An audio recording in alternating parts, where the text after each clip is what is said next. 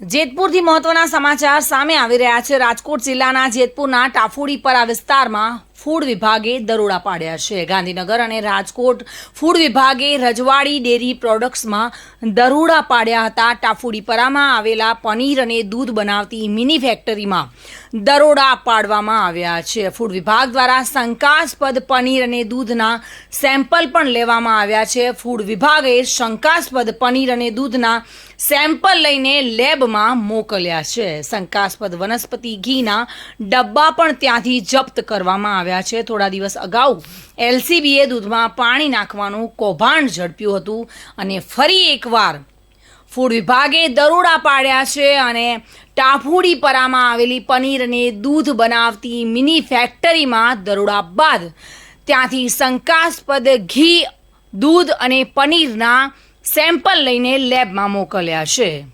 સુરેશ ભાલિયા સાથે bureau report, today Gujarati news.